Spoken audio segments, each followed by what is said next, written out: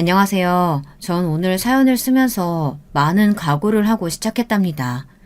저희 집안일에 대해 어딘가에 상세히 적어 보낸다는 것이 조금 망설여지긴 했거든요. 원체 제가 성격이 잘 긴장하고 다른 사람들 앞에서 말하는 것도 조금 어려워하는 성격이거든요. 그래서 부담감을 안고 쓰는 것보단 가벼운 마음으로 시작하는 게 좋을 것 같아 최대한 마음을 비우고 쓰려 합니다. 다른 청취자분들 이야기를 들어보면 당당하게 시어머니에게 받아치거나 사이다 복수를 날리는 사연들도 많은데요. 저 역시 참은 세월이 길었기에 마지막에 남편과 이혼하기 전엔 아주 사이다 맛 복수를 선사해주고 왔답니다. 반전도 있고 흥미진진한 이야기이니 선배님들께서 끝까지 들어주시고 좋은 말씀 한마디씩 해주셨으면 좋겠습니다. 제 인생엔 두 명의 원수가 있답니다. 바로 이제 전 남편이라고 불러야 할 남편과 시어머니였어요. 시어머니와의 고부 갈등은 어느 집이든 다 있다고 하지만 제 경우엔 특히 더 힘들었던 것 같습니다. 왜냐하면 가장 제 옆에서 저를 지켜주고 지지해 주었어야 할 남편부터가 아주 몹쓸 놈이었거든요. 지금 생각해도 저는 결혼 생활이 참 불행했다는 생각이 듭니다. 주변을 보면 인생의 초년운이 좋지 않으면 결혼을 해서 행복해지는 친구들도 많던데 저는 그러지 못했다는 게 아쉽습니다. 저는 친정 부모님을 일찍이 잃고 큰아버지 밑에서 자랐는데요. 큰아빠와 큰엄마는 저를 사랑으로 키워주시긴 했지만 아무래도 그 집 형제들과 함께 집을 써야 하는 것, 함께 생활을 해야 하는 것에서는 나름의 어려움이 있었습니다. 눈치가 보였죠. 제 부모도 아니고 제 형제도 아닌 사람들 곁에서 가족인 척 눈치 안 보는 척 밝은 아이인 척 하는 게 저한테는 힘들더라고요. 더군다나 사춘기인 시절 제가 얹혀 사는 처지라는 걸 알고는 그걸 악용해 놀리는 반 친구들이 몇 있었습니다. 지금은 까마득해 이름도 기억이 잘 안 나지만 그 친구들 때문에 청소년기엔 나름의 방황도 많이 하고 굉장히 어두웠답니다. 특히나 외모적인 부분도 한몫했을 거예요. 제가 앞머리를 내리고 다녔었는데 길게 눈 앞까지 내렸었거든요. 아무래도 어두운 성격에 머리까지 처녀귀신처럼 내리고 다니니 저에게 쉽사리 다가올 반 친구나 선생님들이 없었죠.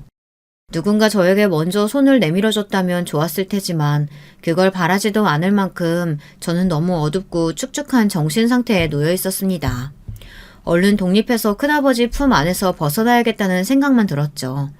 큰아버지는 제게 뭐든 필요하면 말씀하시라곤 했는데 저는 그 말이 부담스러웠습니다.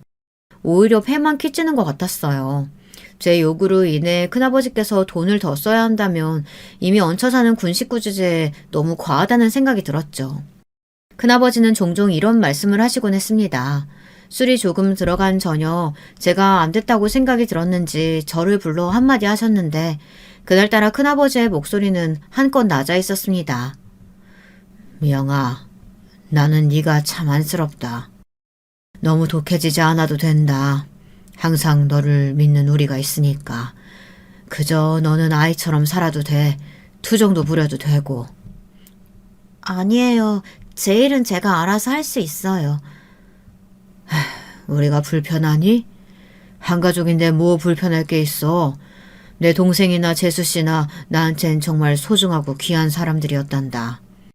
너를 할머니 집에 보내지 않고 우리가 키우겠다고 결정한 것도 모두 내가 너를 가족으로 받아들이기 위해서였어. 너한테 안전하고 너를 지지해 줄 수 있는 가정을 주고 싶어서였어. 나는 조금 속상하구나. 할 말 끝나셨으면 들어가 봐도 될까요? 피곤해서요. 저는 질풍노도의 사춘기 여자아이였습니다. 큰아버지의 말이 귀에 들어올 리 없었죠. 지금도 제가 했던 말이나 행동을 생각하면 가슴이 참 아픕니다. 여기서 저희 부모님에 대한 말씀을 안 드릴 수가 없는데요. 제가 아주 어렸을 적 저희 친아버지는 자동차 사고로 세상을 떠나고 말았다고 들었습니다. 엄마는 그 후 우울증으로 고생하시다 실종이 되셨고요. 당시 친정아버지와 제가 함께 차에 타고 있었는데 친정아버지는 병원에 도착하기 전 이미 이 세상 사람이 아니었는데 저만 어떻게 간신히 살아남았다고 해요. 의사들은 그것을 모두 기적이라고 말했고요. 하지만 당시만 해도 저는 그것을 기적이라 생각하지 않았습니다. 차라리 아빠와 같이 죽었더라면 이렇게 살아서 고통받을 일 같은 건 없었을 텐데 왜 살아서 나는 고통을 받는 걸까? 이런 부정적인 생각만 가득했죠. 그것을 큰아버지께서는 안타까워하시며 저런 말씀을 하신 걸 테고요. 그러다 집안에 큰일이 터지고 말았습니다. 큰아버지가 저희 아버지가 돌아가신 방식과 똑같이 사고로 세상을 뜨고 마신 거예요. 큰엄마는 오열을 하시다 그만 장례식장에서 기절을 하고 마셨고 저 역시 눈 뜨고도 믿을 수가 없었습니다. 제 뾰족하고 모난 성격 때문에 누군가 저에게 사랑을 주려 할 때 그것을 가차없이 밀어내려 했던 것이 너무나 후회되고 과거 그랬던 제 자신을 용서하기가 힘들었습니다.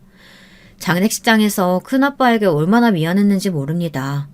그 후 저는 성격이 조금 바뀐 것 같아요. 누구를 봐도 살갑게 다정하게 대해주려고 먼저 말을 붙인다거나 어색하지 않은 분위기를 만들려고 노력했죠. 사람들은 제 노력을 알아봐주고 다가와 주었습니다. 처음에는 어려웠지만 놀랍게도 사람들을 받아들이고 나니 제 삶에도 여유가 생겼어요.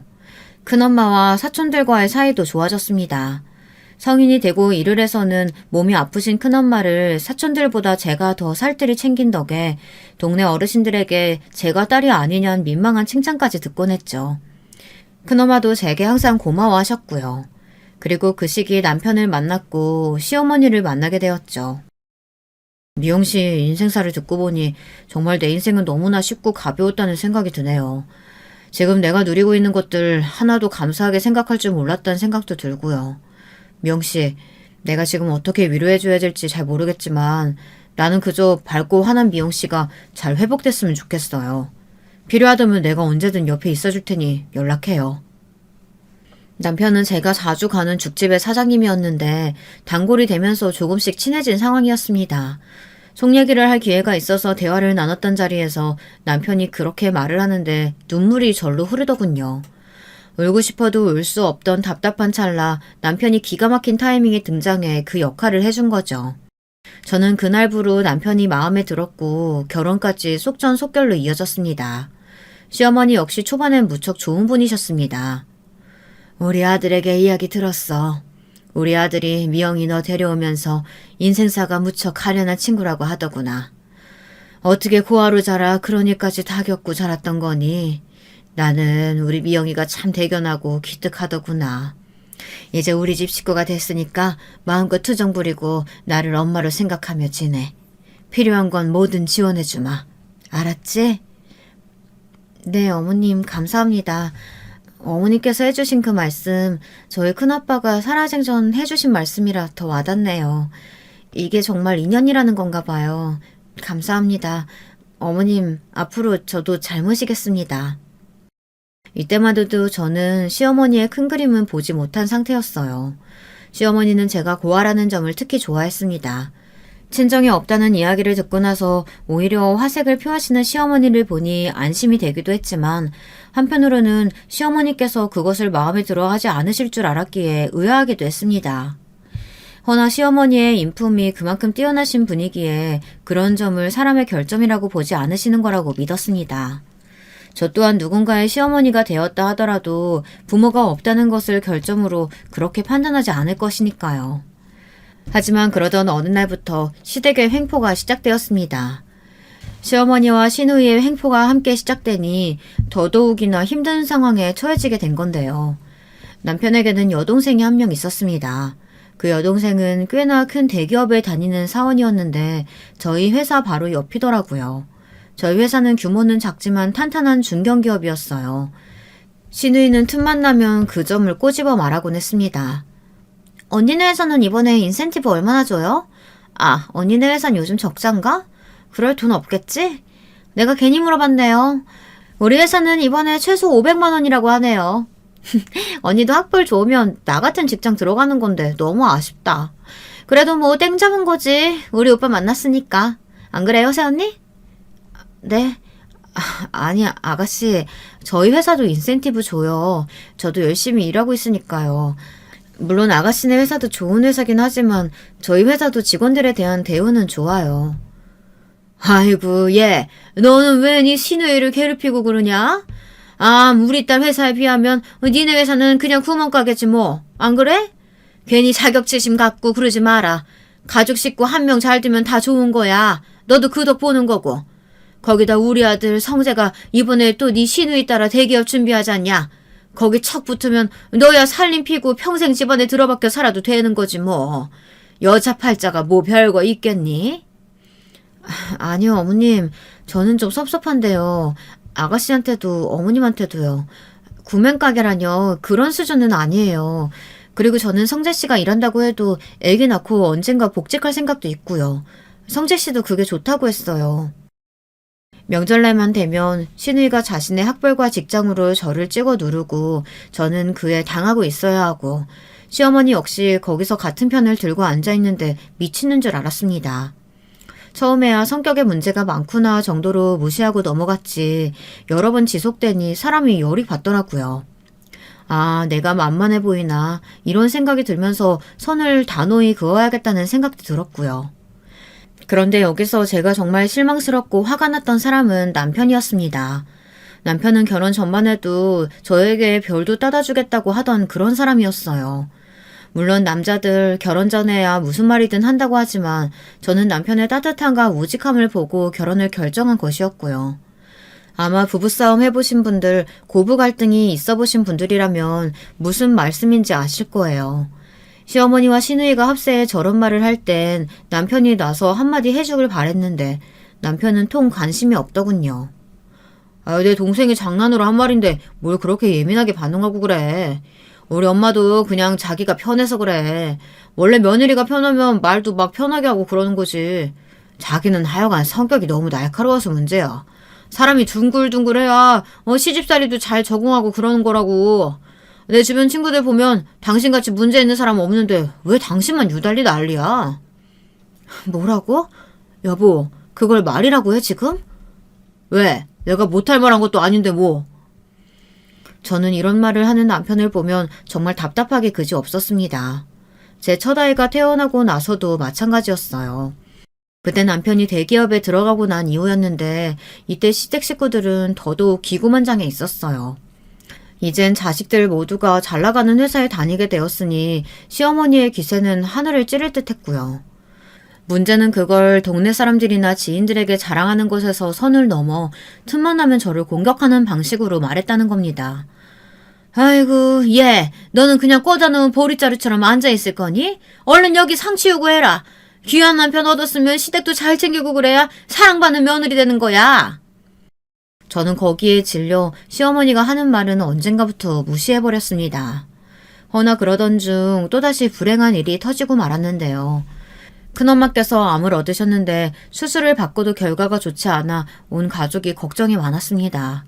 저 역시 전전긍긍했죠. 매일 밤 병실 문 앞을 지켜가면서도 안심이 되지 않았어요. 우리 그이가 하늘에서 너무 고마워하고 있을 거야. 우리 미영이가 사춘기 때는 항상 어둡고 풀죽어 있었는데 그런 애가 지금 이렇게 커서 가장 노릇하고 있으니 말이야. 큰엄마도 우리 미영이가 잘 자라줘서 너무 고맙고 감사하다. 큰엄마, 그런 말씀 하지 마시고 얼른 몸부터 회복하세요. 저랑 벚꽃 보러 가기로 했잖아요. 그래, 알겠어. 큰엄마는 일부러 제 앞에선 항상 걱정하지 말라며 웃어주셨습니다. 그리고 저는 큰엄마와 벚꽃을 보러 가기로 약속했고 큰엄마도 제게 그리하시겠다고 약속했지만 결국 그 약속을 지키지 못했어요. 큰엄마께서 미리 세상을 뜨고 마셨거든요. 큰아빠를 따라 좋은 곳으로 훨훨 날아가 버리셨죠. 두 분이 분명 하늘에서 만나 행복한 삶을 이어가고 계실 거라 믿지만 마음은 그와 별개로 너무나 아팠습니다. 그런데 저는 이 시점에서 너무도 충격적인 사실을 알게 되었답니다. 큰엄마께서 남기신 유언이 바로 그것인데요. 큰엄마께서 마지막 임종 당시 제 손을 잡아주시며 이런 말씀을 하신 겁니다. 명아, 너에게 말하지 못한 게 하나 있다. 그이가 떠날 때 말해야 할까 많은 고민을 했는데 이젠 정말로 말해야 할 것 같구나. 지금이 아니면 너한테 영영 말할 기회를 놓칠 것 같아. 네? 그게 무슨 말씀이세요? 너의 친엄마에 대한 사실이야. 사실은 큰엄마는 계속 말씀을 망설이셨습니다. 숨을 헉헉대는 와중에도 너무나 망설이고 있는 흔적이 엿보였죠. 저는 큰엄마의 손을 꼭 잡으며 말해달라는 애절한 눈빛을 보내었습니다. 혹시 회견아 제가 바라였던 기적이 있을까 해서 말입니다. 네 친어머니 살아계신다. 저는 이 한마디에 심장이 쿵 하고 떨어졌습니다. 그저 돌아가신 줄 알았던 친어머니가 살아계시다니. 큰엄마 진짜예요? 저희 엄마가 살아계신다고요? 그럼 왜 저를 맡기신 거예요? 너희 엄만 형편이 무척 안 좋았어. 너를 키울 환경이 전혀 안 됐거든. 사고로 눈을 다치게 되었는데 그 후로 너를 우리 집에 맡겨놓곤 부탁을 했단다. 그냥 자신이 실종된 걸로 해달라고. 말해줄 수 있는 기회가 몇 번이나 있었지만 네 엄마가 그때마다 통 사정을 하는 바람에 알려줄 수가 없었단다. 미안하다 애야. 그래도 네 엄마가 너를 얼마나 생각했는지 몰라. 늘 내게 소식도 묻고 한바탕 울고 가곤 했단다. 어떻게 큰엄마네서 오랜 시간 살아오면서 그 사실을 모를 수 있었냐 물으시겠지만 저는 큰엄마 큰아빠의 말을 한치의 의심 없이 받아들였기 때문에 알아볼 생각조차 하지 않았습니다. 그리고 막상 저희 친엄마가 무척이나 아프셔서 그 때문에 저를 돌보지 못하셨다는 걸 알게 되자 저는 엄마를 만나러 가고 싶었습니다. 당장이라도 엄마를 만나 엄마의 얼굴을 보고 끌어안고 보고 싶었다고 말도 하고 싶었죠. 저는 큰엄마를 보내고 난 후 당장에 엄마가 있는 곳으로 달려갔고 그렇게 엄마를 처음 만나게 되었답니다. 저희 엄마는 앞은 안 보여 저를 못 알아보심에도 불구하고 제 냄새만 보시고도 저를 알아보겠다며 눈물을 쏟으셨습니다. 엄마, 미영아. 엄마는 그렇게 몇 시간을 목 놓아 우셨습니다. 저 역시 마찬가지였어요. 큰엄마를 제 엄마처럼 모시긴 했지만 엄마를 그리워하고 애달파하는 마음은 가슴 깊은 곳에서부터 살아있었습니다. 한 생명을 낳아주시고 세상에 내보내주셨다는 그 사실 하나만으로도 자식과 부모는 평생 연결되는 법이니까요.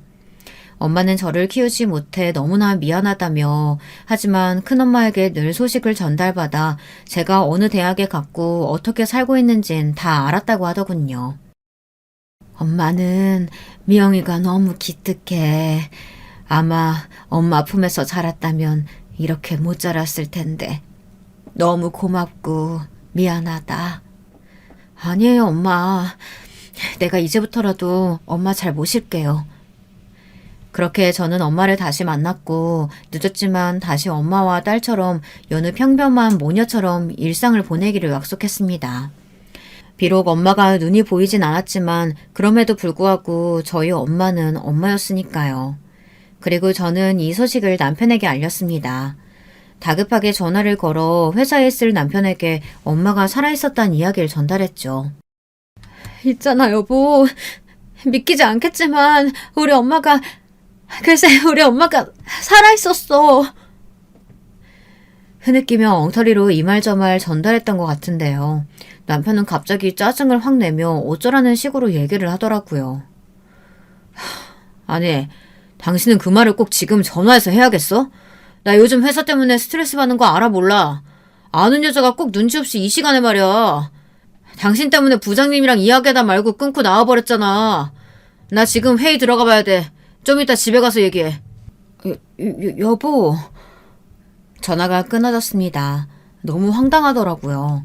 아니 자신의 장모님이 살아계시다는 소식을 그럼 어떻게 전달했어야 맞는 걸까요? 여러분은 어떻게 생각하세요? 저는 순간 너무 당혹스러워 말을 잇지 못하고 벙쪘습니다. 남편은 집에 들어와서도 피곤하다며 밥부터 차려달라고 하더니 그제야 제 어머니 소식을 묻더군요. 남편과는 별로 대화를 하고 싶지 않았지만 저 역시 제가 상의했어야 할 일이 있었기에 말문을 트게 되었습니다. 근데 차분하게 대응하던 제 목소리가 점점 높아지게 되었고 결국 이날 남편과의 대화는 부부싸움이 되었습니다. 뭐? 아, 당신 어머니가 시각장애인이라고? 아유 참, 그거 참 안 되셨네. 그러니까 그래서 내가 이제부터 엄마 잘 모셔드리려고. 엄마가 살아오신 거 보니까 너무 열악한 환경에서 그것도 단칸 지하방에서 홀로 살고 계시는데 내가 자주 들러보려고 해. 그래서 말인데 우리 아이 잠깐 어머님께 맡겨도 될까? 아이를 데리고 갈 순 있겠지만 엄마가 앞이 안 보이시니까 매일 아이 데리고 드나드는 거 나도 조금 벅찰 것 같아서. 여러분은 아실지 모르겠지만 저희 엄마처럼 눈이 안 보이시는 분들은 평소 길을 걷다가도 매우 조심을 해야 돼요. 혹여나 차에 치일 수도 있고 계단을 구를 수도 있고 사고가 빈번하게 일어날 수 있거든요. 각별히 제가 옆에서 잘 챙겨줘야 하는 상황이었죠. 그런데 당연히 그러라고 할 줄 알았던 남편이 그 말에 인상을 구기며 꼭 그래야 하냐며 불만을 토로하더라고요. 아니 당신은 우리 엄마가 살아있다는데 어떻게 된 사람이 다행이다 이런 말 한마디 없이 무덤덤한 반응일 수가 있어? 그리고 아이 영원히 맡기자는 것도 아니고 한 2주일만 맡기자는 건데 그게 힘들어? 나는 아가씨며 시어머니 뒤처리 다 해주는데 어머님이 불렀을 때 내가 어디 안 간 적 있냐고. 저는 실제로 시어머니가 불렀을 때 김장이며 시누이 생일잔치며 적극적으로 하지 않은 것이 없었습니다. 시댁에 행사가 있으면 그게 누구건 간에 제가 맏며느리라는 이유로 그 모든 것을 도맡아 해가곤 했죠. 그게 그땐 며느리의 당연한 도리라고 생각했으니까요. 또 오랜 습관처럼 언젠가 이렇게 열심히 살다 보면 시어머니도 나를 며느리로 받아주시겠지 하고 여겼던 것 같아요. 근데 남편이 정작 알아주지 않으니 너무 속상했습니다. 제 목소리 톤이 높아지자 남편은 다급히 상황을 수습하려고 하더라고요. 아니 그게 아니고 아니 당신은 왜 이렇게 목소리를 높여. 알았어. 나도 다행이고 반가워. 언젠가 장모님 한번 찾아뵐게. 당신 엄마 찾은 건데 당연히 나도 기쁘지. 장모님 뭐 좋아하시는 거 있으면 미리 알려줘. 남편은 시어머니가 허리가 요즘 많이 아파서 애 맡기는 게 조금 난처했다는 거라면서 해명했지만 저는 이미 기분이 상했던지라 듣지도 않고 방문을 닫아버렸네요. 남편의 말이 그저 모두 변명에 불과하다는 걸 알고 있었거든요. 남편은 그저 자기 어머니가 고생하는 게 싫고 그렇다고 아이 봐주는 이모님을 쓰자니 그건 돈이 아까워 싫은 거였어요.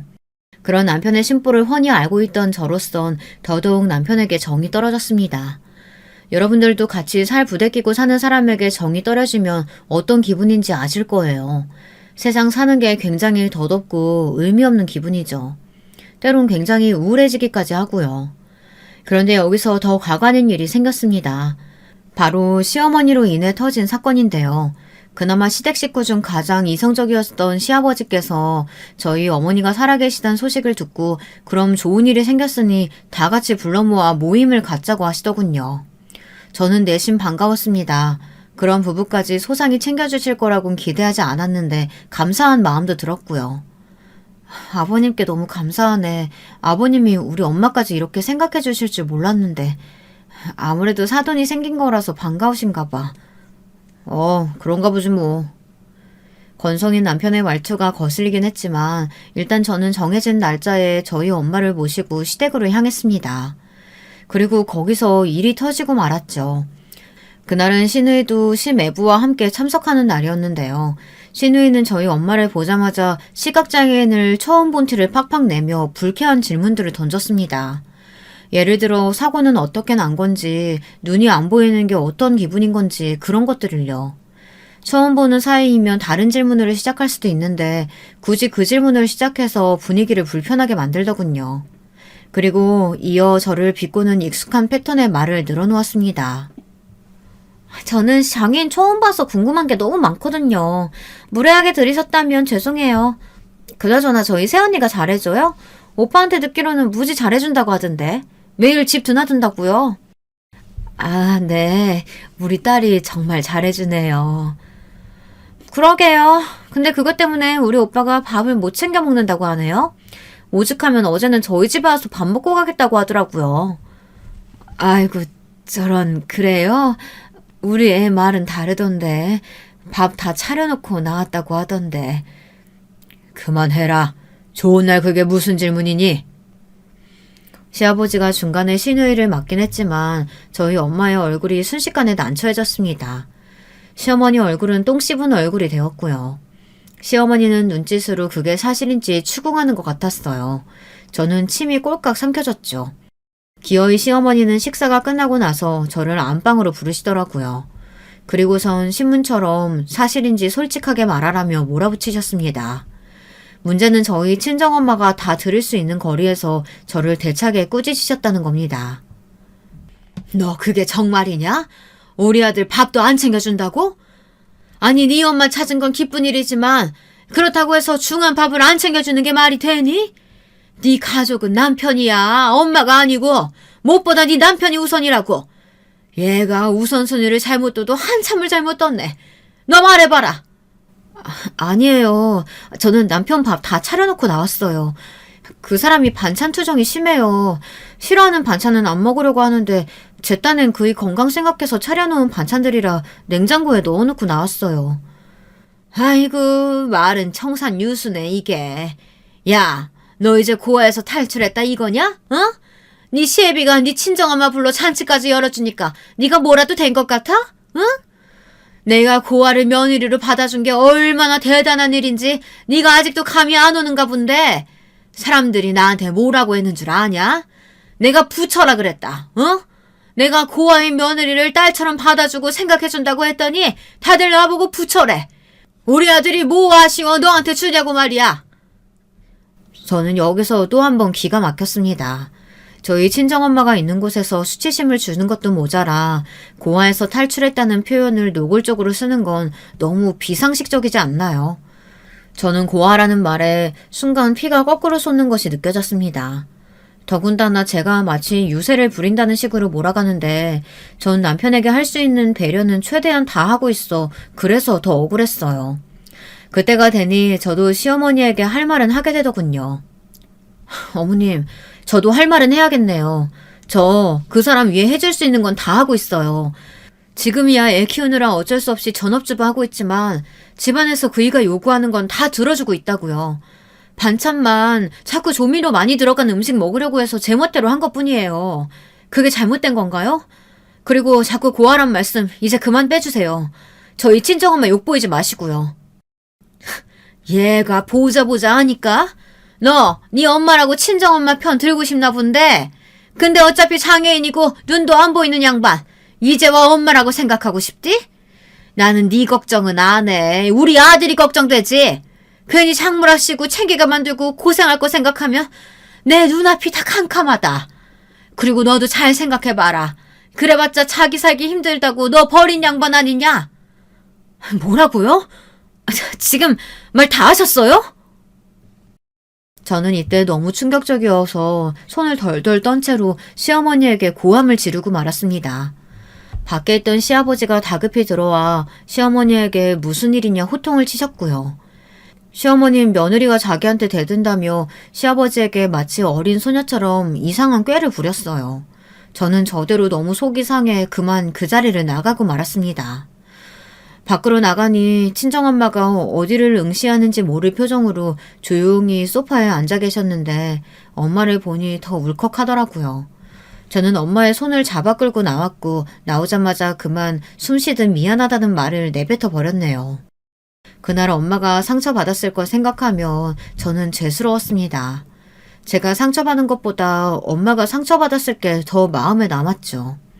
하지만 엄마는 달랐습니다. 시어머니에게 제가 그런 대접을 받고 있었다는 것이 모두 자신 때문이라고 생각하시는 듯 했습니다.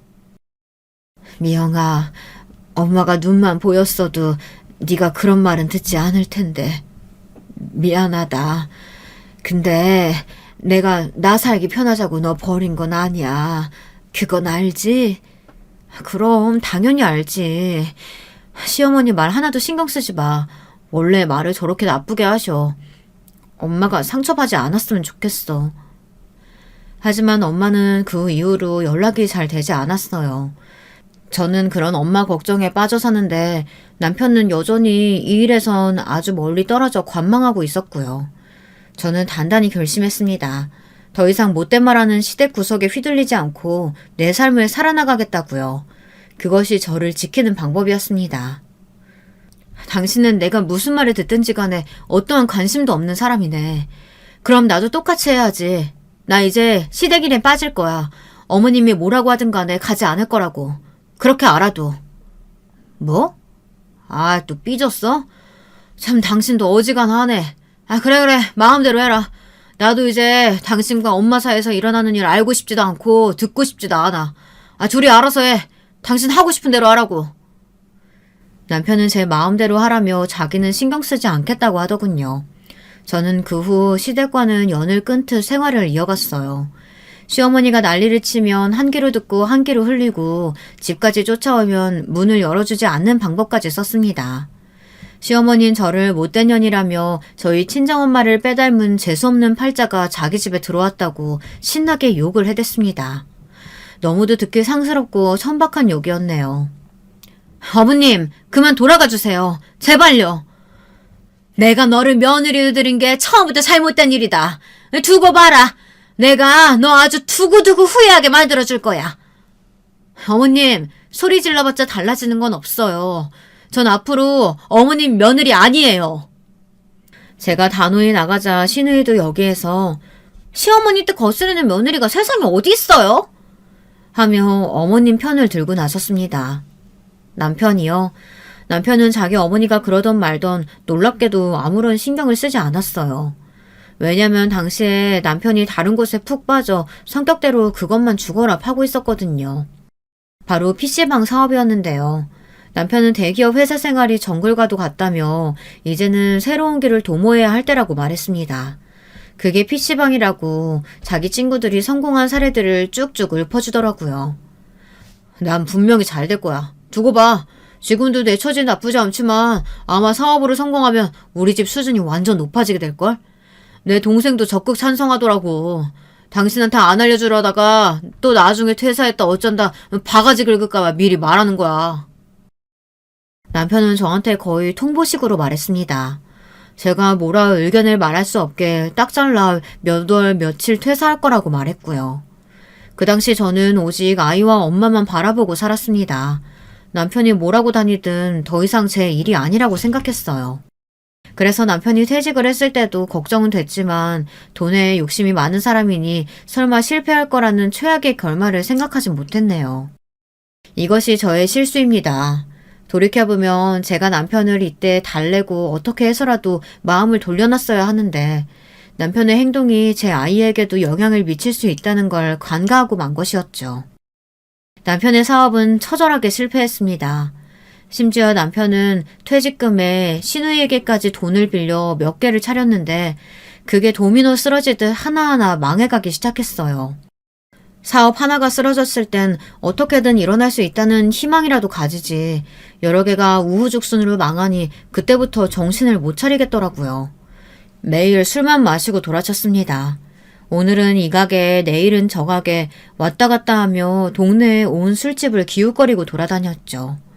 말려도 소용이 없었어요. 심지어 술만 마셨으면 다행이었죠. 여자도 만나더라고요. 술집 여자들을 만나고 돌아치며 그 흔적들을 그대로 집으로 가져왔습니다. 자기 딸이 보든 말든 신경도 쓰지 않았어요. 나중엔 제 딸이 아빠를 철저히 무시하더라고요. 나는 아빠처럼 안 살 거야 라는 말을 하기도 하고요. 저는 가정이 무너지는 게 두려웠습니다. 여보, 제발 그만하자. 당신 사업 망한 거 속쓰린 거 알겠어. 근데 그렇다고 여자나 만나고 돌아다니고 술이나 마시고 다니면 일이 해결돼? 이건 우리 가족 모두에게 상처 주는 길이잖아. 제발 정신 좀 차려. 나도 참는데 한계가 있다고. 당신 딸이 보고 있는데 당신은 창피하지도 않아? 나 하나도 안 창피해. 내가 왜 창피하냐? 야, 나는 있잖아. 나는 언젠가 반드시 성공할 거야. 너나 무시할 거면 집 나가. 어차피 경력도 단절됐겠다. 써주는 사람도 없겠지만 나가서 이 험한 세상에서 혼자 애 키워보라고. 나가라고. 말이 통하지를 않았어요. 이날 저는 남편과 크게 부부싸움을 일으키고 말았는데요. 남편은 저에게 나가라고 하더니 갑자기 전화를 걸어 누군가를 집으로 부르더라고요. 들어온 여자는 남편이 만나고 돌아다니는 술집 여자였습니다.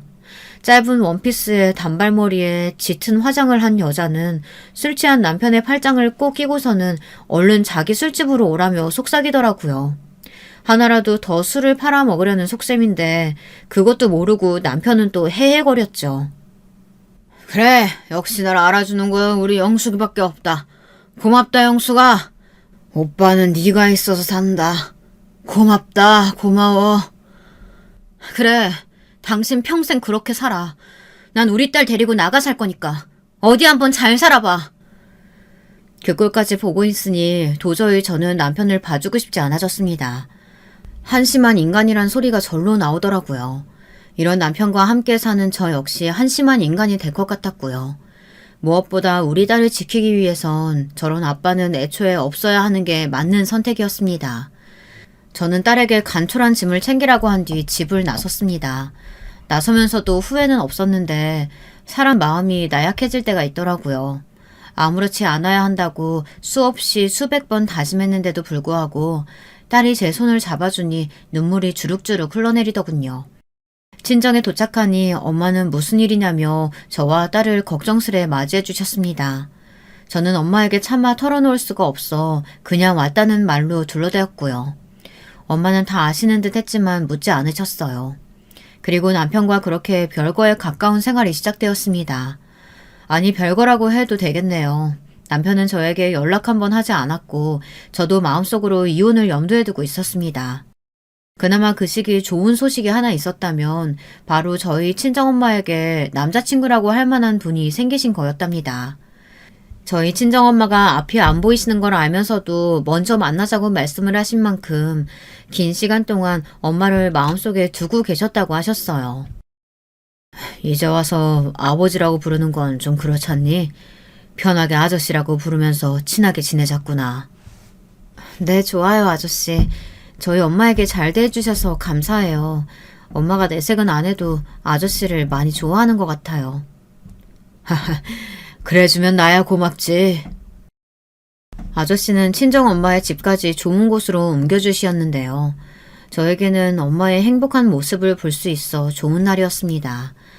오랜만에 소녀로 돌아가 들떠하고 설레하는 엄마의 모습은 낯설지만 기분 좋고 결코 질리지 않는 일이었죠. 또 처음 그분을 보았을 때 묘하게 돌아가신 큰아빠를 닮으신 풍채와 기운이 풍겨져 나와 놀라기도 했습니다. 무슨 일인지는 모르겠지만 어쩌면 하늘에 계신 큰아빠께서 저희 엄마에게 좋은 배필을 선물해 주신 것은 아닐까 조심스레 추측하게 되더군요. 아저씨는 굉장히 살갑고 다정한 성격이셔서 저와 저희 딸아이의 마음까지도 사로잡으셨거든요. 딸아이조차 할아버지라고 부르며 아저씨를 따랐으니까요. 그런데 그러던 어느 날 남편이 사업이 하나씩 잘 풀리고 있다며 저에게 돌아와 달라고 하더군요. 남편은 술집 여자를 집에 들였다 그 여자가 집에 있는 값나가는 물건들만 갖고 도망가는 바람에 갈라섰다고 하더라고요. 그렇게 솔직하게 말하며 이제부터는 저와 딸만 바라볼 거라며 가족 타령을 하고 있었습니다. 내가 그 말을 믿을 거라고 생각해? 안 믿어, 나는. 우린 이대로 이혼한 게 맞아. 그러지 말고 돌아와줘. 내가 잘한다니까? 지금까지 못 믿었게 행동한 거 알아. 당신 그래도 야박한 사람은 아니잖아. 기회를 줘. 이번에도 못하면 그땐 미련 없이 헤어지는 걸로 하자고. 어? 우리 딸을 생각해봐. 저는 딸이라는 말에서 마음이 흔들렸습니다. 딸이 아빠를 좋아하는 것은 아니었습니다. 다만 딸의 나이가 어리다는 게 마음에 걸렸어요. 시대의 기준과 편견을 완전히 배제하고 저만 오롯이 생각할 수 없었습니다.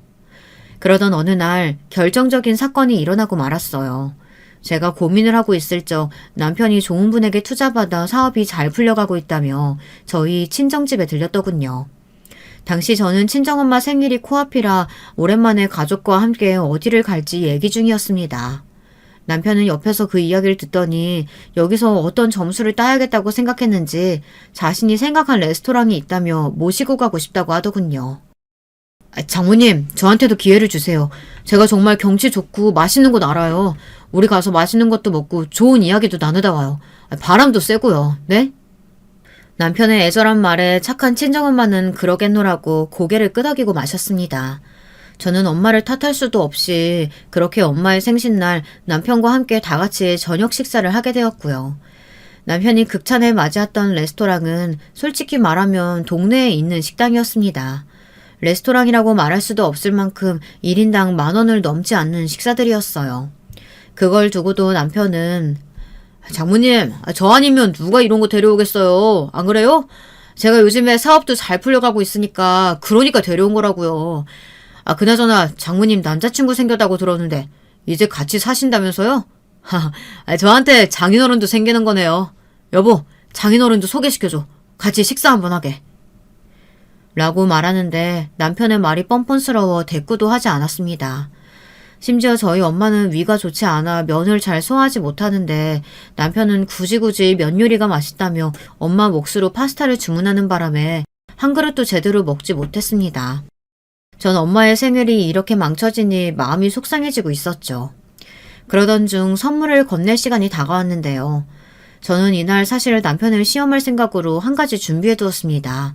바로 남편이 필요하면 쓰라고 준 카드, 그것으로 엄마의 가짜 생일 선물을 준비한 겁니다. 물론 엄마의 진짜 생일 선물은 따로 제 돈으로 준비해 두었고요.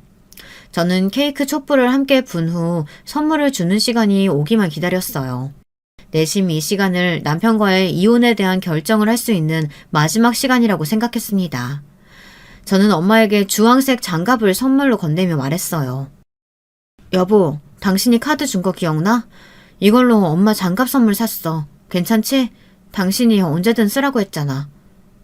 뭐, 장갑? 당신 그 카드를 썼다고? 왜? 뭐 문제 있어? 아니, 내가 지금 밥도 사는데 장모님 선물까지 했단 말이야. 그것도 앞도 안 보이는 분한테 장갑 선물을? 장모님이 장갑 쓰실 일이 뭐가 있다고 그런 선물을 했는데. 잠깐만, 이거 얼마야? 가격 택도 안 떼어놨네. 남편은 상상 외의 반응을 보이기 시작했습니다.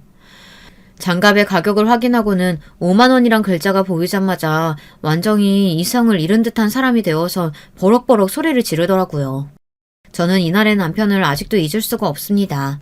제게는 트라우마가 되어버렸고 한동안 대인 기피증이 생길 정도로 남편이 무서웠으니까요. 야, 이년아, 너 지금 미쳤구나? 네 애미한테 거금 5만 원? 5만 원짜리 장갑을 사줘? 야, 내가 아무리 쫄딱 망했어도 그렇지. 넌 생각이 있냐 없냐? 나도 우리 엄마한테 5만 원짜리 장갑은 안 사줘봤다고. 너 죽고 싶어? 아빠, 그만해. 남편은 딸의 외침에도 아랑곳 않고 순간에 화를 못 참고 손을 들었습니다. 그 순간 엄마의 모습이 보였습니다. 엄마는 앞이 보이지 않아도 무슨 일이 일어나고 있는지 알 수 있으셨어요. 바로 남편의 손을 막으려고 허둥지둥 하시는데 그때 저는 눈을 꼭 감았습니다. 그때였습니다. 그만하게 자네. 지금 뭐 하는 건가? 사장님. 사장님이 여길 어떻게... 하지만 그 순간 들어온 엄마의 새 남자친구. 남편이 장인어른으로 깍듯이 모시겠다고 한 그분이 들어오며 분위기는 반전되었습니다. 남편은 아저씨를 보자마자 허둥지둥 대더니 갑자기 극존칭을 쓰며 당황스러워 하더군요. 그제서야 저는 남편과 아저씨가 어떤 사이였는지 알 수 있었고 이 모든 것이 신의 계획 아래 있었다면 이보다 놀라운 우연은 없을 거라 생각했답니다. 내가 우려다는 마음에 여기로 오면서도 오지랖인가 했는데 오기 잘했구만. 안 그랬으면 무슨 험한 꼴을 당할 뻔했어. 미영아, 너 괜찮니? 아저씨, 저는 괜찮아요. 괜찮다고 말하면서도 제 손은 아직 떨리고 있었습니다. 그리고 아저씨의 입을 통해 전말을 알게 되었죠. 알고 보니 남편은 지인분을 통해 아저씨를 알게 되었고 사업 자금을 빌려왔다고 합니다. 아까 여러분들에게 미처 말씀드리지 못했지만 아저씨는 건물을 몇 개 가지고 계신 자산가였거든요. 주변 사람들에게 돈을 투자하고 빌려주시기도 하는데 그중에 남편이 있을 줄은 몰랐습니다. 아저씨는 남편이 하도 간절하게 부탁하길래 한번 속는 심정으로 돈을 빌려줬다고 하시며 차분히 설명을 이어가시더라고요. 남편은 쩔쩔매고 있었고요. 죄송합니다, 사장님. 제가 제 와이프가 사장님과 인연이 있을 줄은 몰랐습니다. 제가 너무 경솔했어요. 그죠? 여보, 무슨 말을 좀 해줘. 내가 사장님에게 정말 큰 빚을 졌거든. 우리 사장님 아니었으면 나 지금 이렇게 일어나지도 못했을 거고. 말은 똑바로 하게. 자네가 일어나긴 뭘 일어나? 겨우 작은 가게 하나 살려놓고 그깟 돈 속냄새 치고 주긴 했지만 자네 같은 사람에게 선처 베풀어주고 싶지 않네. 이 아이는 내가 사랑하는 사람의 딸이니 내 딸이나 마찬가지야. 미영아, 전에 이혼 고민한다고 했지? 지금 내 의견 말해줘도 될까? 나는 이혼했으면 좋겠다. 이런 놈과는 애초에 상종을 하지 말았어야 돼. 너에겐 하등 도움이 안 될 쓰레기다. 네, 그러니까요, 아저씨. 저도 같은 생각이었어요. 남편은 다급하게 울부짖었지만 저는 그 이후 속전속결로 이혼 소송에 들어갔습니다. 위자료도 두둑히 받았고 당연히 양육권은 저에게 왔고요. 아저씨가 좋은 변호사단을 지원해 주신 덕에 원하는 만큼 복수도 할 수 있었어요. 사실 남편의 경제난이 워낙에 심하다 보니 시댁도 자기 집을 팔아야 할 만큼 상황이 최악이었는데 위자료까지 주게 생겼으니 그야말로 파멸 그 자체였죠. 거기다 아저씨에게 돈도 갚아주어야 했으니까요. 시아버지에겐 조금의 미안함이 있긴 하지만 남편과는 한 공간에서 숨도 쉬고 싶지 않았으니 제 선택에 후회는 없었습니다. 그놈이 평생 지옥의 불구덩에서 나오지 못했으면 좋겠네요. 자, 이제 이로써 사연을 마무리하려고 하는데요. 제 글이 혹시 너무 악에 받쳐 있었나요? 그렇다면 죄송스럽기도 하고 부끄럽기도 한데요. 제가 속에 남편에게 쌓인 우라가 많아 그것이 정리되지 않았기에 감정이 마구잡이로 튀어나온 듯 합니다. 여러분들이 부디 너른 마음으로 양해해 주셨으면 좋겠고 선배님들이니 그러리라 믿습니다. 저보다 인생을 훨씬 곱절 사신 선배님들을 보면 어떻게 이런 인생의 질곡들을 잘 헤쳐나가셨을지 가끔은 이 사연 채널을 듣는 것만으로도 존경스러울 때가 있어요. 저 역시 지금 아저씨 회사에서 일을 하며 딸아이를 키우는 엄마로서 하루하루 최선을 다해 살아가고 있지만 가끔은 제가 이혼녀라는 것에 주눅이 들기도 하고 혹여나 나중에 딸아이 시집갈 때 나쁜 영향을 미치진 않을까 걱정이 되기도 하거든요. 선배님들의 넓은 지혜로 따뜻한 말씀 한마디씩 해주신다면 저와 우리 딸에겐 너무나 좋은 영향이 될 듯합니다. 그럼 저도 인생 선배님들의 인생을 응원하고 있겠습니다. 부족한 글솜씨여서 잘 전달이 되었을지 모르겠네요. 지금까지 제 사연 들어주셔서 감사합니다. 안녕하세요. 저는 경기도에 사는 50대 주부입니다. 여러분 말의 힘이라고 들어보셨나요? 말을 예쁘게 해야 하는 이유가 바로 그게 다 자기한테 돌아오기 때문에 최대한 내뱉기 전에 고르고 골라서 말해야 하잖아요. 우리 부부에게도 말의 힘이라는 것을 느끼게 해줬던 일이 있어서 제보하게 됐습니다. 일단 저와 남편이 어떻게 만나고 살았는지는 설명하고 넘어가자면 남편과 저는 고향이 같고 아주 어릴 때부터 알던 사이였어요. 남편의 어머니, 그러니까 저에게는 시어머니죠. 시어머니와 친정엄마가 고등학교 동창이었고 둘도 없는 단짝이라 결혼해서도 계속 같은 동네에서 살아서 집안끼리 돈독했습니다. 시골 동네였고 다들 형편이 좋지 않았는데 제 어린 시절 기억 속에서도 서로 반찬을 주고받거나 맛있는 것이 많이 생기면 나눠주며 살았던 기억이 나요. 남편 이름은 형철인데 결혼 전에 있었던 일은 형철이라고 설명하겠습니다. 어렸을 때 일이라 아무래도 이름으로 말하는 게 저한테 더 익숙하기 때문이에요. 아무튼 저는 자매였고 언니가 한 명 있었고 형철이는 우리가 초등학생 때 늦둥이 남동생이 태어나서 형제로 자랐어요. 저와 언니는 연년생이라 한 살밖에 차이가 나지 않아 많이 싸웠던 반면 형철이 동생 형준이는 너무 아기라서 저도 학교 끝나면 같이 형철이네 집에 가서 형준이를 보곤 했어요. 그땐 시어머니를 수키 이모라고 불렀는데 수키 이모는 제가 집에 놀러가면 환한 웃음으로 맞아주셨습니다. 우리 집엔 아들이 없고 형철이네 집에는 딸이 없어서 엄마와 수키 이모는 서로를 그렇게 부러워했대요. 제 어린 시절을 생각하면 형철이와 둘이 딱 붙어 다닌 기억이 대부분인데 그냥 그게 저희한텐 너무나도 자연스러운 일이었고 당연한 일이었습니다. 걸음마를 떼기 전부터 말을 시작할 때도 제 옆에는 형철이가 있었고 서로의 숟가락 개수뿐만이 아니라 그냥 모든 것을 공유하는 사이였어요. 엄마와 수키 이모가 자매보다 더 친한 친구여서 아이들끼리도 매우 친하게 지냈죠. 아빠들 사이도 매우 좋았는데 그래서 가족끼리 근처 계곡에 놀러가면 아빠들은 고기를 굽고 엄마들은 수다 떨고 아이들은 수영하고 놀았던 기억이 아직도 생생해요.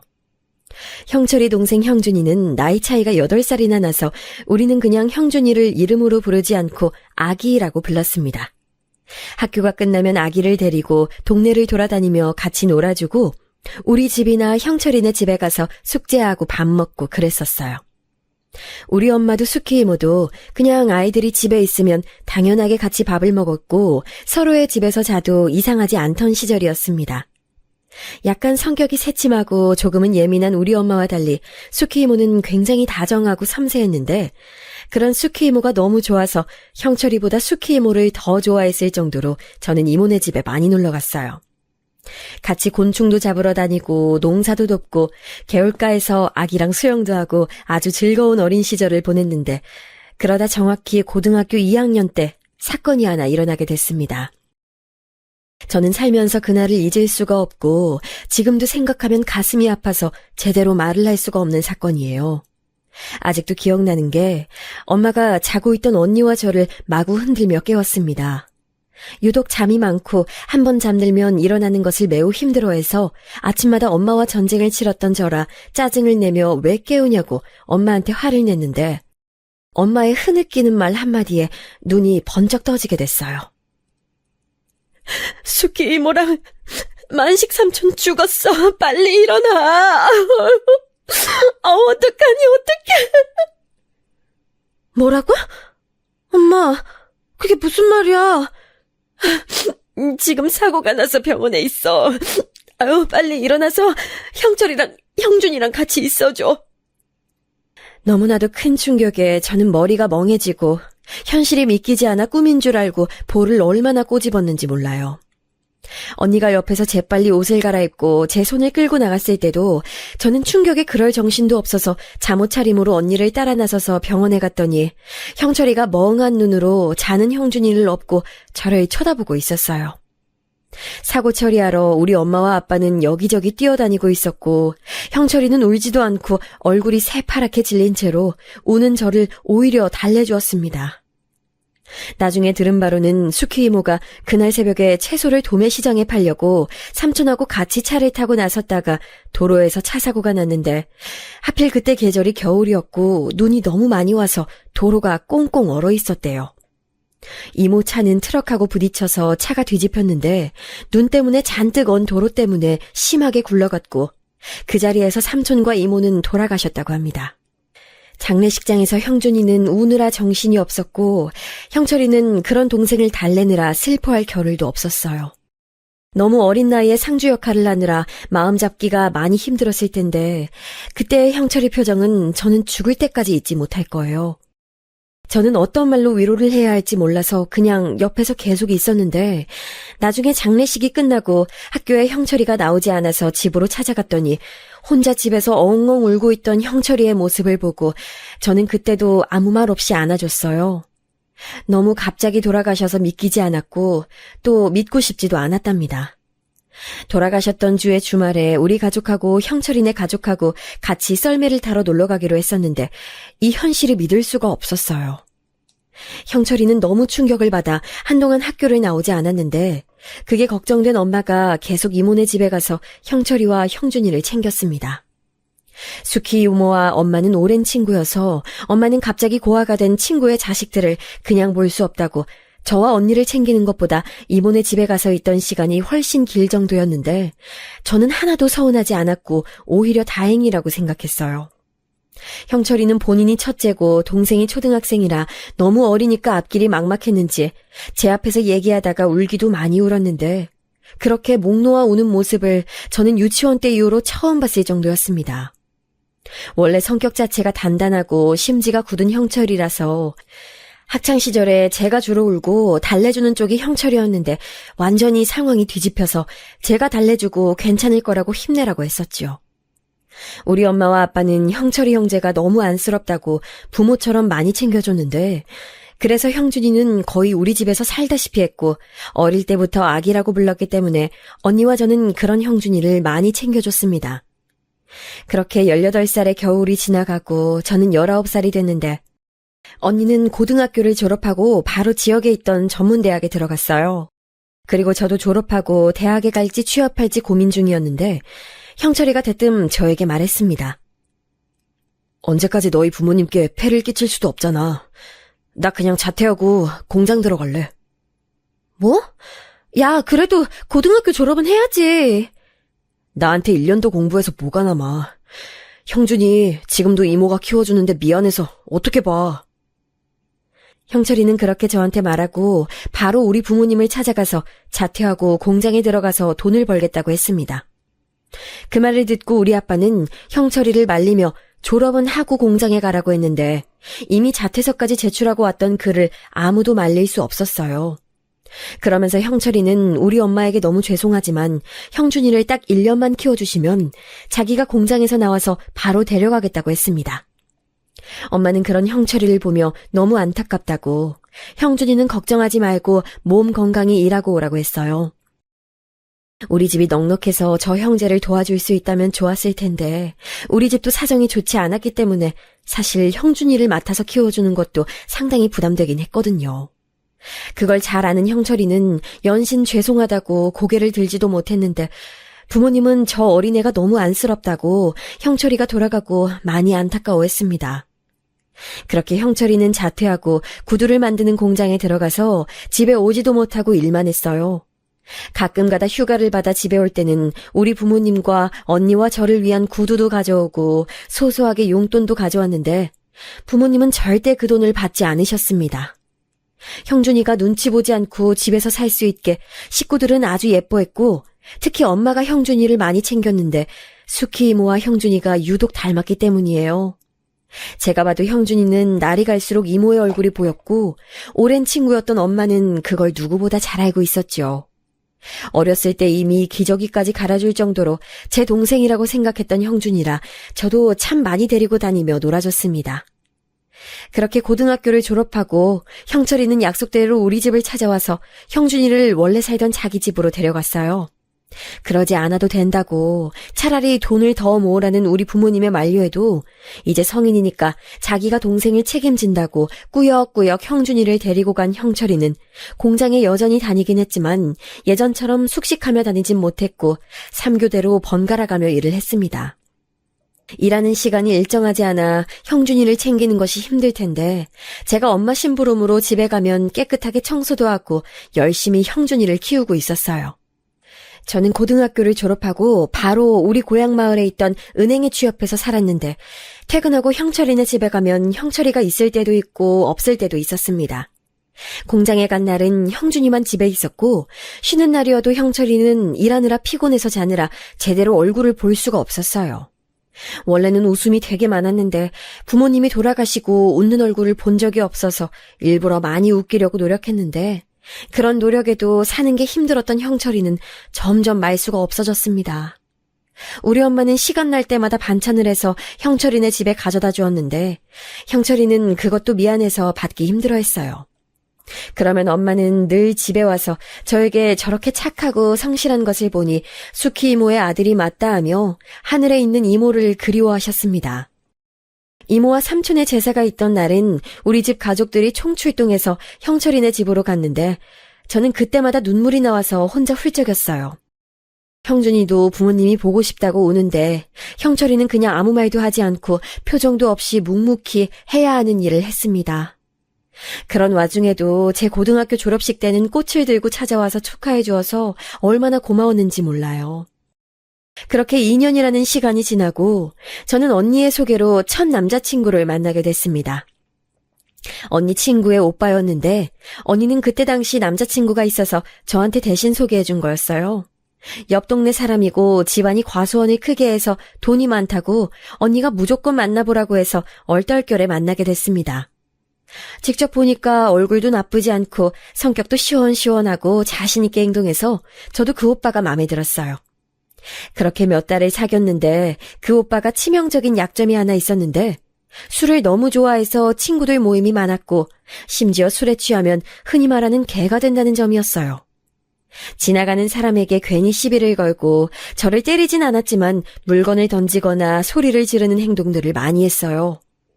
본인이 술을 잘 마신다고 하길래 잘 취하지 않는 사람이구나 생각했더니 전혀 아니었고 사귀는 내내 술을 안 마신 날을 세는 게 더 빠를 정도였습니다. 뭐 자기가 조절할 수 있고 행패를 부리지 않으면 누가 술 마신다고 뭐라 하나요? 그게 아니라서 당황스럽고 또 한편으론 무서웠습니다. 저는 그 오빠를 보면 예전에 초등학생 때 친하게 지내던 미영이가 생각나는데, 미영이 아버지가 평소에는 멀쩡하다 술에 취하면 그렇게 동네 사람들에게 시비를 걸고 다녔거든요. 나중에는 미영이 어머니까지 때려서 어머니가 친정으로 도망가서 미영이가 엄마 보고 싶다고 학교에서 울기도 했습니다. 그런 모습들이 생각나며 도저히 만날 수 없다고 판단해서 언니한테 말하니까 언니도 놀라면서 자기는 그런 걸 전혀 몰랐다고 헤어지라고 하더라고요. 친구는 멀쩡했고 언니한테도 자기 오빠가 술 마시면 개가 된다는 사실을 전혀 알려주지 않았다고 합니다. 언니 말대로 그 오빠한테 가서 그만 만나자고 했더니 막 저한테 화를 내며 헤어질 수 없다고 돌변해서 목에 핏대를 세우며 소리를 질렀습니다. 왜 갑자기 헤어지는 거냐고 배신자라고 사람들이 쳐다보는데도 길거리에서 마치 저를 때릴 것처럼 행패를 부렸어요.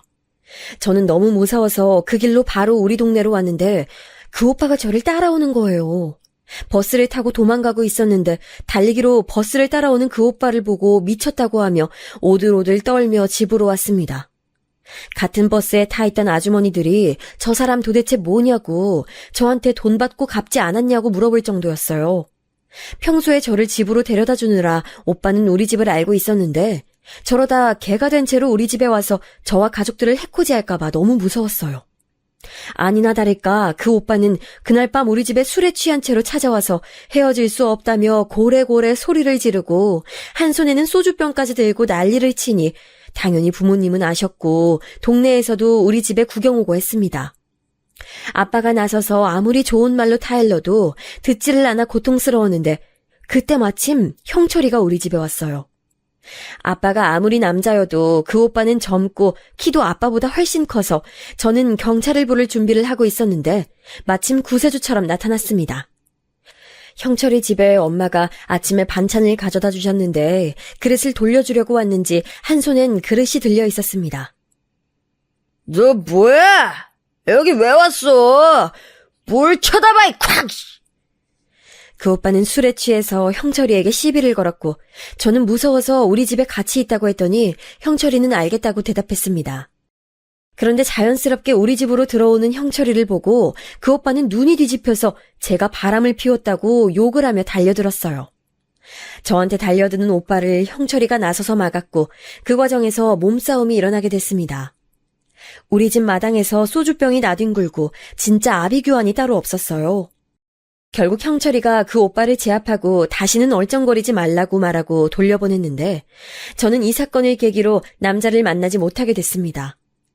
원래 성격이 쾌활하고 학창시절 내내 남자아이들과 몰려다니면서 곤충도 잡고 술래잡기도 하고 몸으로 많이 놀 정도로 활발했는데 저 사건이 너무 충격적이라 남자 근처에는 가지도 않았습니다. 유일하게 형철이와 형준이만 괜찮았는데 워낙 기억이 날 때부터 제 옆에 있던 사람들이라 그런 것 같아요. 그리고 어디 멀리 갈 때는 형철이에게 부탁해서 같이 가고 그러다 보니 본격적으로 의지를 많이 하게 됐는데 그러던 어느 여름밤에 형철이가 저에게 남은 인생도 같이 살아보자고 진지하게 고백해서 사귀게 됐습니다. 고백하기 전에 많이 고민했다고 하는데 들어보니까 충분히 그럴 만한 이유였어요. 제가 받아주지 않으면 그대로 우리 사이가 어색해질 거고 워낙 집안끼리 사이가 좋아서 우리의 사이가 틀어지면 그것도 그건 나름대로 힘들어지니 몇 년을 고민했다고 했습니다. 저도 저지만 우리 부모님이 진짜 형철이네 형제를 많이 돌봐주셨거든요. 엄마는 늘 겨울이 오면 먼저 하늘로 떠난 수키 이모가 생각이 나서 겨울이라는 계절을 싫어하실 정도였는데 형준이는 엄마 아빠가 보고 싶다고 우리 부모님에게 안기며 우는 날이 많았습니다. 그런데 형철이는 속을 얘기하는 사람이 아니라 오히려 더욱 걱정된다고 부모님은 저에게 말씀하셨어요. 너무 어린 나이에 가장이 되어 혼자 공장을 다니며 동생을 돌보는 게 안쓰럽다고 하셨죠. 실제로 우리 집도 앞서 말했듯 잘 사는 편은 아니었지만 그래도 안쓰러우니까 많이 도와주었는데 형철이는 금전적인 도움은 전혀 받지 않았어요. 이렇게 사는 것도 결국 자기 인생이고 형준이는 자기가 책임진다고 형준이가 우리 집에서 자고 가는 것도 나중에는 금지해서 형준이는 형의 눈치를 보며 우리 집에서 놀다 가고는 했습니다. 물론 우리 부모님에게는 너무 감사하다며 명절이나 생일 때 그리고 어버이날에도 선물을 사왔는데 그럴 때마다 우리 부모님도 거절하느라 바쁘셨어요. 결국 두 쪽 다 결론을 내려서 엄마는 반찬 정도는 가져다 주셨고 형준이도 형이 없을 때만 집에 올 수 있었고 부모님은 명절 때 소고기 정도는 받는 걸로 합의를 내렸습니다. 그렇게 형철이와 제가 사귀고 2년이라는 시간 동안 우리는 비밀로 하고 몰래 연애를 했는데 사실 저는 제가 되게 잘 숨기고 사귀었다고 생각했거든요. 그런데 이미 부모님은 다 알고 계셨다고 하셔서 저는 적잖이 당황했어요. 오히려 엄마는 그게 숨긴 거였냐고 웃으시며 온 동네 사람들이 다 알고 있는 사실을 몰랐냐고 저한테 물었습니다. 그렇게 공개적으로 만나게 됐는데 동네 사람들은 당연하게도 우리가 너무 어릴 때부터 둘이 붙어 다녀서 사귀는 걸 아무도 놀라지 않더라고요. 그렇게 우리가 정확히 25살 때였어요. 형철이가 저한테 진지하게 말을 꺼냈는데 그 말을 듣고 저는 큰 고민에 빠지게 됐습니다. 지금 일하는 공장 사장님이 경기도에 공장을 세우신다고 했어. 그래서 나보고 같이 가서 일하자는데 어떻게 생각해? 경기도? 그럼 형준이는 어떻게? 아직 학생이잖아. 간다면 당연히 데리고 가야지. 사실 월급을 2배를 준다고 해서 올라가는 걸 고려하고 있어. 사장님이 나를 오래 보셨는데 내가 일하는 게 마음에 드신다고 하셨거든. 형철이와 저는 심각하게 앞날을 고민했는데 형철이의 말대로 공장 사장님은 공장 이전을 계획하고 계셨고 형철이가 성실하게 워낙 일을 잘하니까 데려가고 싶으셨대요. 지금 받는 돈의 2배를 준다고 계약서를 보여주셨다는데 그렇게 되면 형준이는 당연히 거처를 옮길 거고 저는 어떻게 해야 하는 건지 고민이 됐습니다. 형철이가 말한 지역은 우리 집에서 차로 3시간이 걸리는 서울과 가까운 곳이라 그렇게 올려보내면 자주 보지 못하잖아요. 그때는 집도 서로 가까워서 형철이가 공장에 가지 않는 시간을 온전히 저와 보냈기 때문에 좋았는데 이사 가게 된다면 일주일에 한 번도 못 볼 수도 있으니 걱정이 됐습니다. 그러다 저는 한 가지 생각이 떠올랐는데 그럼 차라리 결혼해서 올라가야겠다는 생각이 들었어요. 어차피 서로 다른 사람을 만날 생각도 없고 결혼은 상대랑 해야겠다고 생각을 하고 있던 터라 제가 먼저 형철이에게 결혼을 하자고 했더니 되게 놀라더라고요. 뭘 그렇게 놀라냐고 했더니 자기도 그런 생각을 안 한 것은 아니었지만 현실적으로 결혼해서 형철이를 따라 올라가게 된다면 제 직장도 그만둬야 하고 형준이와 같이 살아야 하니까 그게 걱정된다고 말했습니다. 결국 언니와 부모님께 말했더니 그렇게 좋은 반응은 나오지 않았어요. 형철이와 결혼 자체는 찬성이고 가족들도 다 이미 예상하던 일이었는데 제가 직장까지 그만두고 따라 올라가는 것과 형준이를 데리고 사는 것에 관해 엄마가 특히 걱정하셨습니다. 본인은 이미 아줌마고 언니와 저를 키웠으니 형준이를 데리고 있던 것은 아무렇지도 않았는데 우리가 올라가면 그때는 제가 살림을 다 도맡아서 해야 하니 그게 엄마로서 내키지 않는다고 하셨죠. 아빠는 살림도 살림이지만 제가 다니던 은행을 그만두고 올라가는 것이 꼭 그렇게 해야 하냐고 형철이 보고 지역에 있는 다른 공장에 가는 것을 제안하셨습니다. 부모님 옆에 살면 부모님이 살림이나 현실적인 어려움에 닥쳤을 때 도움도 줄 수 있고 형준이도 봐줄 수 있으니까요. 언니도 결혼은 찬성이지만 이사는 반대한다고 가족들이 다 걱정했는데 저는 아무리 생각해도 결혼해서 올라가는 것이 돈을 가장 빠르게 모을 수 있다고 생각했고 형철이보다 제가 더 적극적으로 밀어붙여 결국 결혼하고 형준이까지 셋이 공장 사장님을 따라 이주하게 됐어요. 결혼식은 고향 동네에서 올렸는데 온 동네 마을 사람들이 다 와서 축하해줬고 우리가 다니던 학교의 선생님들도 오시고 이장님도 오셔서 진짜 우리의 결혼은 마을 축제처럼 진행이 됐습니다. 좋은 날이니 울지 말자고 다짐했는데 형철이가 식 중간에 우리 부모님께 인사하다 울어서 그걸 보고 저도 같이 울기도 했어요. 우리 부모님에게 너무 감사하고 죄송한 마음밖에 없다고 울며 다른 것은 몰라도 꼭 저를 고생시키지는 않겠다고 말하는 형철이를 보고 엄마도 수키 이모가 또 생각이 나셨는지 우셨습니다. 그래도 슬픈 눈물이 아니고 다들 기쁨의 눈물이라 다행이었죠. 식을 올리고 신혼여행은 제주도로 갔었는데 저는 진지하게 형준이를 데리고 가려고 했거든요. 그런데 주변 사람들도 그렇고 형철이도 그렇고 무엇보다 형준이가 누나 무슨 소리 하는 거냐고 화를 내서 둘만 갔다 오기도 했습니다. 그렇게 신혼여행도 다녀오고 우리는 형준이까지 데리고 공장 사장님을 따라 경기도로 이사 오게 됐어요. 그 신발 공장 사장님은 지역 토박이라 우리 아버지와도 아는 사이였는데 워낙 성실하고 성격도 화통하고 무엇보다 사업 수완이 매우 좋아서 신임이 두터웠던 터라 우리는 사장님을 믿고 따라 올라가게 됐습니다. 그때 형준이 나이가 고등학생이었는데 집을 구하자마자 형준이 학교 문제를 해결하고 살림을 시작했는데 제가 결혼 전에는 부모님과 같이 살아서 살림을 제대로 해본 적이 없거든요. 그래서 많이 부족했는데 형철이가 오히려 혼자 동생과 같이 살았던 기간이 있어서 저보다 살림을 더 잘했습니다. 이제 결혼 후니까 편의상 남편이라고 칭할게요. 저는 셋이나 한 집에서 사니까 나도 나가서 어떤 일이라도 해야 하나 걱정했는데 남편은 정말 공장 사장님이 월급을 시골에서 받던 것에 2배를 주어서 남들보다 오히려 넉넉하게 살 수 있었습니다. 사장님이 편의를 많이 봐주셔서 야간 일은 하지 않았고 8시에 출근해서 7시에 퇴근하는 일정이었는데 그래서 매일 저녁에는 저와 함께 할 수 있었어요. 이것도 남편이 일을 워낙 잘하니까 사장님이 같은 고향 출신이고 한 동네 사람이니 우리가 어떤 형편인지 잘 알아서 주신 편이었습니다. 그런 사장님이 고마워서 남편도 더 열심히 일했고 월급도 날이 갈수록 늘어갔어요. 그렇게 우리는 평화롭게 살고 있었는데 문제가 하나 있었어요. 바로 도련님 문제였는데 분명 경기도로 올라오기 전에 시골에서는 되게 순했던 도련님이 올라오고 나서는 저와 남편 속을 많이 썩였습니다. 숙희 이모 배 안에 있을 때부터 봐서 성정 자체가 나쁜 아이는 아니라는 것은 저도 당연히 알고 있었고 무엇보다 우리 집에서 살았던 기간도 있고 아주 가깝게 지냈기 때문에 도련님의 일탈은 저에게 큰 충격을 가져다 줬습니다. 원래도 도련님은 고집은 좀 있었고 특히 너무나도 어린 나이에 숙희 이모와 삼촌이 돌아가시고 형이랑 세상에 남겨져서 그때 많이 슬퍼하긴 했거든요. 울기도 많이 울어서 달래주느라 저와 엄마가 얼마나 고생했었는지 아직도 생생할 정도랍니다. 그래도 나쁜 아이는 아니라 관심과 사랑을 많이 주면 괜찮았는데 시골에서 도시로 올라오고 저와 남편이 사는 게 워낙 바쁘기도 했고 또 그래서 그런가 도련님은 학교에서 질이 나쁜 아이들과 어울리기 시작했어요. 고등학생인데 술과 담배에 손을 대기도 해서 남편이 많이 속상해하기도 하고 화를 내기도 했는데 이미 한 번 손을 대니까 멈출 수 없는지 계속 사고를 치고 돌아다녔습니다. 사실 남편에게 말한 적 없는 비밀도 있는데 남편 몰래 제가 도련님이 다니던 학교까지 가서 담임 선생님을 뵙고 사과하고 돌아온 적도 있어요.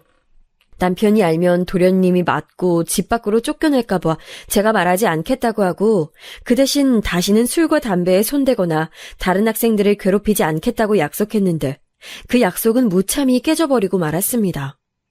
남편이 출근하고 저는 거실에서 빨래를 개고 있었는데 전화가 와서 받았더니 도련님 학교 담임 선생님이셨어요.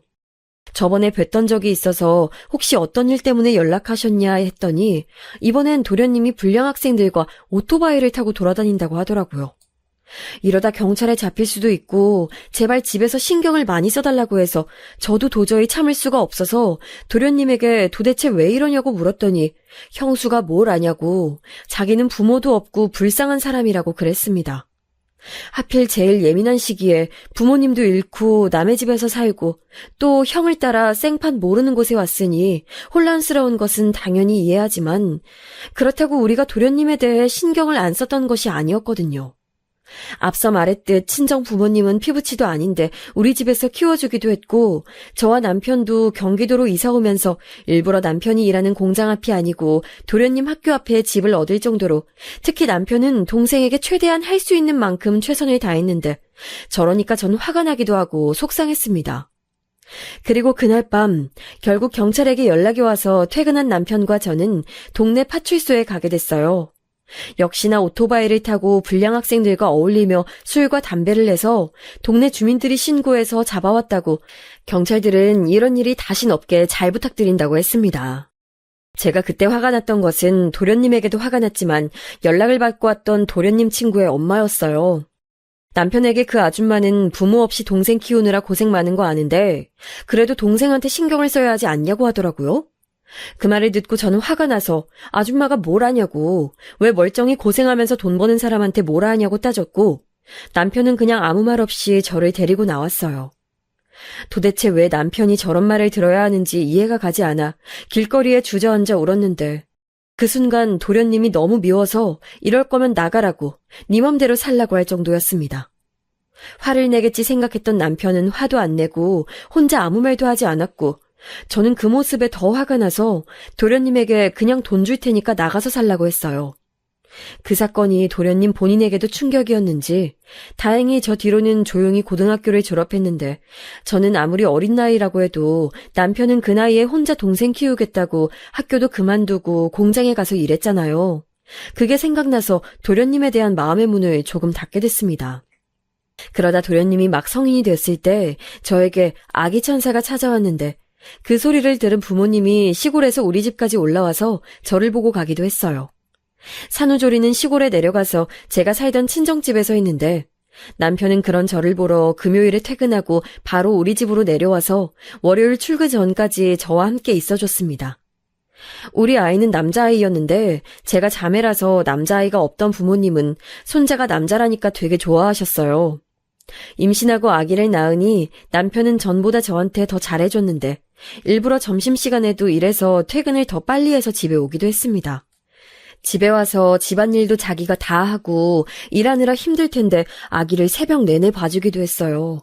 아기가 크면서 걷기도 하고 말을 할 때는 저는 아기를 데리고 공장 앞까지 마중 나가서 남편과 같이 셋이 집에 오기도 했습니다. 도련님은 고등학교를 졸업하고 남편이 일하던 공장에 가서 같이 일했는데 남편처럼 능숙하지 않아 처음에 3교대로 일을 시작했어요. 처음에 너무 힘들어해서 제가 한약도 사서 먹였는데 본인이 도저히 못하겠다고 금방 뒀습니다. 그리고 동네에 있던 고깃집에서 일을 시작했는데 저와 남편은 그래도 일하는 게 어디냐 생각하고 다행이라고 생각했어요. 그 당시에 그리고 제가 아이가 어려서 도련님에게 신경 쓰질 못했습니다. 그러다 아이가 정확히 4살이었을 때 도련님이 폭탄 발언을 우리에게 안겨줬어요. 갑자기 난데없이 어떤 여자를 데리고 우리 집으로 데려오길래 남편과 저는 당황했는데 도련님은 그 여자와 결혼하겠다고 했습니다. 사실 그 발언을 하기 전에 저는 어느 정도 예상을 하고 있었는데 그 이유가 그 여자의 품에 갓난아기가 있었거든요. 말을 듣기 전에도 설마 했는데 진짜로 그 아이는 도련님의 아이였고 본인도 몰랐는데 갑자기 그 여자애가 도련님 아기라고 아이를 안고 나타났다고 합니다. 유전자 검사까지 갈 것도 없이 그 아기는 너무나도 도련님과 똑같이 생겼기 때문에 도련님 아기가 아니라고 부정할 수도 없었어요. 너무 어이가 없어서 저는 아무 말도 못하고 쳐다만 봤는데 도련님과 그 여자는 둘만의 세상에 빠져 있더라고요. 이걸 좋아해야 하는지 모르겠지만 둘은 결혼식도 올리지 않고 살게 되었는데 이 계기로 도련님은 우리 집을 나가게 됐습니다. 제가 친정에 연락해서 이 소식을 알리니까 친정엄마는 할 말을 잃으셨어요. 어쩌다 저 지경이 된 건지 그냥 우리 남편이 안타깝다고 하셨죠. 언니도 제 얘기를 듣더니 동생 키우느라 고생한 우리 남편이나 안아주라고 하더라고요. 주변 사람들은 다 알 정도로 애지중지 키웠는데 저렇게 되니까 황당하기도 했지만 그래도 이왕 사는 거 좀 살았으면 싶었는데 도련님 부부, 아니 결혼했으니까 이제 서방님이죠? 서방님과 동서는 거의 매일 우리 집으로 왔어요. 이유는 자기들은 아기를 키워본 적이 없어서 신생아를 어떻게 돌봐야 할지 모르겠다는 거예요. 황당한 이유였지만 저는 우리 아이를 키우느라 방법도 어느 정도 알고 있었고 아기용품들도 버리지 않고 간직한 것들이 있어서 결국 동서와 저는 같이 우리 집에서 아이를 돌봤습니다. 동서는 이렇게 표현해도 될지 모르겠지만 서방님이 학생 때 몰려다니던 불량 학생 중 한 명이라 저는 동서를 그렇게 마음에 들어하진 않았어요. 말 표현도 너무 거침없이 했고 아이를 돌보는 것에 있어서도 투박한 손길은 그렇다 쳐도 욕설을 종종 해서 제가 말릴 정도였습니다. 동서와 시조카를 같이 우리 집에서 돌보는 것을 그렇게 반기지는 않았지만 그럴 수 있었던 것은 남편과 돌아가신 수키 이모 때문이었어요. 수키 이모가 저에게 많은 애정을 줬고 남편도 저한테 헌신적으로 대했기 때문에 그냥 꾹 참고 같이 키웠는데 진짜 하나부터 10까지 다 부딪혔습니다. 특히 청결에 관해 동서와 저는 생각이 달랐는데 저는 어른들이 먹는 것은 당연하고 아이들이 입에 대는 것들은 무조건 청결해야 한다고 생각해요. 그런데 동서는 아무렇지 않게 밖에 나갔다 와도 손을 씻지 않고 아이들을 만지고 바닥에 떨어진 것을 먹이곤 했습니다. 그러다 우리가 완전히 틀어진 계기가 있는데 그건 우리 아들이 시조카 분유를 탐내서 제가 이건 동생 거라고 말하고 아이한테 다른 음식을 주려고 부엌에 간 사이 왜 동생 먹을 것을 탐내냐고 우리 아들을 뒤로 미는 모습을 목격하게 된 거예요. 진짜 확 밀어서 아이가 뒤로 넘어가서 쿵 소리까지 날 정도였습니다. 아니 동서, 왜 애를 밀어? 그냥 먹고 싶다고 말 한마디 한 거를 애한테 왜 그래? 형님, 서운하네요. 그냥 장난인데 뭘 그렇게 진지하게 반응하세요? 아들은 뒤로 넘어져서 울고 있고 저는 말 한마디 잘못했다가 밀쳐진 내 아이가 너무 안타까워서 달랬더니 저에게 유난이라고 하더라고요. 그래서 내가 유난이 아니고 동서가 너무 아이 대하는 법을 모른다고 했더니 집에 가겠다고 짐을 싸서 나갔습니다. 동서가 우리 집에 있어도 어차피 도움된 적도 없고 제가 집으로 부른 것도 아니라 저는 나가면 오히려 좋아서 빨리 나가라고 했더니 그걸 또 서방님한테 일러서 남편이 퇴근하고 저한테 저사건을 묻더라고요. 이제껏 참았단 것을 다 토해내고 결론은 서방님과 남편은 둘이 대화하고 더 우리 집에 오지 않기로 서로 합의했습니다. 이 사건은 그냥 계기였고 그 전에 제가 동서한테 당하며 혼자 참았던 것이 많아서 저는 동서가 집에 오지 않으니까 날아갈 것 같은 기분이 들 정도로 기뻤어요. 그 이후로는 그냥 서로 명절 때만 얼굴을 비추고 시간이 지나면서 대면대면하게 대할 정도로 관계를 유지했습니다. 친하지 않아도 저는 괜찮아서 딱 그 정도 거리감이 좋더라고요. 사이에 저는 딸도 낳아서 아이들을 키우느라 정신이 없기도 했습니다. 저는 아들을 원했고 남편은 딸을 원했기 때문에 서로 만족하는 결과가 나와서 행복하게 살고 있었는데 그러다 아들이 초등학교에 들어가며 우리 가족에게 인생 최대의 시련이 찾아오게 됐습니다. 바로 우리 가족이 시골을 떠나 이 경기도까지 올라오게 된 이유였던 공장이 부도가 나서 망하게 됐거든요. 사장님은 그 충격에 돌아가시고 당장 남편은 실직했습니다. 너무나도 갑작스럽게 일어난 일이었고 워낙 큰 공장이라 남편은 진지하게 그 공장에서 승진도 하고 사장님도 남편에게 나중에 공장 사장 자리를 물려주겠다고 하실 정도였는데 경기가 많이 안 좋기도 했고 무엇보다 사기를 당해서 공장이 감당할 수 없는 지경까지 가게 됐어요. 남편은 그 공장을 시골에서 19살 때 고등학교도 자퇴하고 다녔던 곳이라 충격이 매우 커서 우울증에 걸리게 됐습니다. 시골에서도 친정 부모님이 공장이 망했다는 소리를 듣고 다른 것도 아니고 그 공장이 망할 줄은 몰랐다며 충격을 받으셨어요. 거의 인생의 반을 함께했던 공장이라 갑작스러운 부도와 무엇보다 아버지처럼 따르던 사장님이 생을 마감하셔서 남편은 충격이 커서 집 밖을 나가지도 못했습니다. 제일 힘들 때 자기를 받아줬던 곳이고 우리가 남들보다 여유 있게 살 수 있게 해줬던 곳이라 애정이 컸는데 남편은 다시 일을 구하려고 해도 그 일을 워낙 오래 해서 다른 곳에 가서 적응할 수 있을지 현실적으로 걱정이 매우 컸어요. 남편이 월급을 꽤 받아와서 우리는 아이들 친구들에 비해 여유로운 생활을 할 수 있었는데 그래서 갑자기 생활비가 없으니 적금을 깨고 생활하게 됐습니다. 남편은 심하게 우울증이 와서 힘들어했는데 저는 그동안 남편이 얼마나 고생했는지 누구보다 잘 아니까 차마 빨리 나가서 돈을 벌라고 할 수가 없었어요. 결국 제가 집 밖을 나가 식당에 가서 설거지 일도 하고 그랬는데 동네 사람들이 저를 두고 얼마나 말이 많던지 참 고통스러운 시기였습니다. 그때 당시 서방님은 본인이 사업을 시작했었는데 그게 꽤 잘 되고 있었어요. 그래서 제가 급한 대로 생활비가 떨어져 가니까 동서와 서방님께 돈을 부탁하려고 했는데 남편이 절대 무슨 일이 있어도 동생 부부한테 돈 달라고 하지 말자고 자기가 막노동이라도 해서 돈을 벌어오겠다고 했습니다.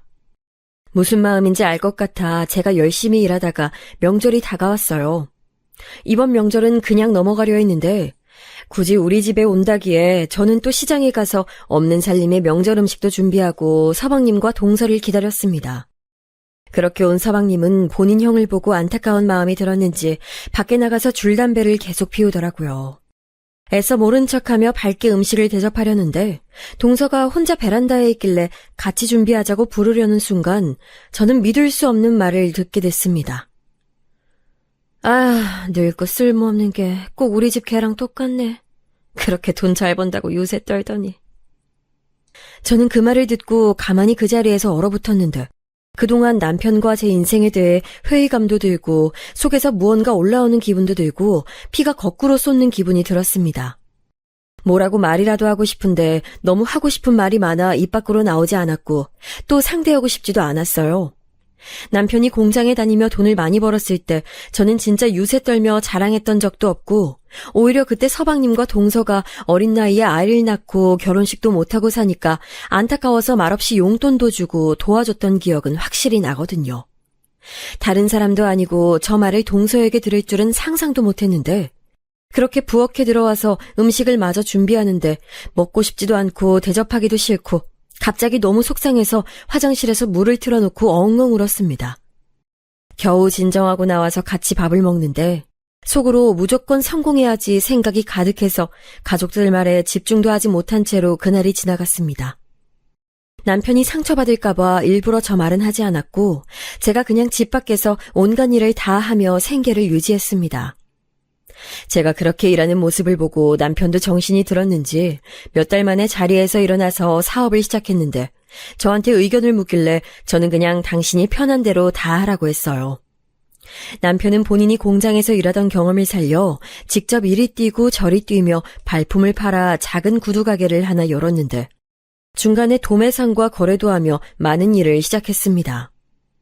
중간에 생각보다 일이 풀리지 않아 고통받을 때도 있었고 좌절할 때도 분명히 있었지만 남편과 저는 그럴 때마다 더 생각을 고쳐가며 서로 의지하며 버텼어요. 대량 주문건이 무산되어 갑자기 재고가 한가득 쌓였을 때도 무작정 남편과 저는 어떻게든 처리하겠다고 회사를 돌아다니며 팔기도 하고 그렇게 재고가 하나도 남지 않던 날에는 기뻐서 끌어안고 울기도 할 정도였습니다. 같이 일하며 아이들한테 신경을 못 써서 미안했는데 아들과 딸은 엄마와 아빠가 열심히 일하는 모습이 좋다고 오히려 응원을 해줘서 저는 이래서 가족밖에 없다고 생각할 수 있었어요. 나중엔 저까지 잠도 못 자고 남편과 공쟁을 돌며 재료를 구하고 하나라도 더 팔려고 호객행위도 열심히 하며 가게를 키워나갔습니다. 나중에는 공장에서 우리 가게에만 납품할 수 있도록 남편과 저는 직접 구두 디자인도 하고 좋은 가죽만 쓰니까 그걸 또 손님들이 바로 알아봐 주셨어요. 그렇게 시작된 사업은 점점 확장되어 여러 분야를 다루게 되었고 가게도 성장하게 되어 직원들을 뽑아 일할 정도로 성공하게 됐습니다. 이 소식을 들은 친정 부모님은 너무 기뻐하시며 열심히 사니까 보답받는 거라고 대견해 하셨어요. 가족들의 응원을 들으니 힘들어도 버틸 수 있었고 남편과 둘이 일하니까 서로 의지할 수 있어서 남편도 마음 편하게 일해서 그걸 보는 저도 좋았습니다. 친언니도 저희에게 너희 부부처럼 사는데 어떻게 성공하지 않을 수가 있냐고 치켜 세워주더라고요. 10년이 지나니까 남편과 저는 둘이 공동대표가 되어 있었고 매장과 별개로 사무실까지 구해서 일할 정도가 됐습니다. 생각보다 훨씬 잘 돼서 중간에 아주 넓은 집으로 이사가기도 했고 친정집에도 지원을 많이 해줄 수 있어 좋았어요. 그러다 어느 날 동서에게 연락이 왔습니다. 동서가 남편에게 막말한 이후에는 저도 정이란 정은 다 떨어져서 연락한 적도 없었거든요. 동서는 그래도 잊을만 하면 연락이 와서 서방님이 얼마나 돈을 잘 버는지 굳이 알려주곤 했는데 반갑지 않아 나중에는 제가 연락을 받지 않기도 했을 정도였습니다. 그 이후엔 사는 게 바빠 연락이 서로 되지 않았고 어쩌다 연락이 와도 그건 다 본인 집자랑이라 반갑지 않았었죠. 이렇게 잠자는 시간도 버려가며 일하는 이유가 바로 동서 때문이잖아요. 그러다 전화는 마침 1년 중에 얼마 되지 않는 한가한 때라 받았더니 동서가 우는 목소리로 전화를 했더라고요. 동서, 갑자기 무슨 일이야? 왜 그래? 형님, 돈 좀 빌려주세요. 우리 남편이 사업이 망해서 빚쟁이들이 찾아와요. 어떡해요? 너무 무서워요. 도와주세요. 저는 그 말을 듣자 자연스럽게 10년 전 일이 생각났어요. 공장이 망해서 사장님도 돌아가시고 우울증에 걸린 남편에게 쓸모없는 개라고 했던 동서의 말을 저는 절대 잊을 수가 없었죠. 그렇게 우리 집을 무시했던 건 언제고 이제 돈을 빌려달라니 괘씸해도 이 정도로 괘씸할 수가 있을까요? 돈? 얼마나 필요한데? 1억만 빌려주세요. 제발요. 급한 불 꺼야 돼요. 그럼 동서, 너희 집 개처럼 짖어봐. 그럼 내가 생각은 해볼게. 뭐라고요?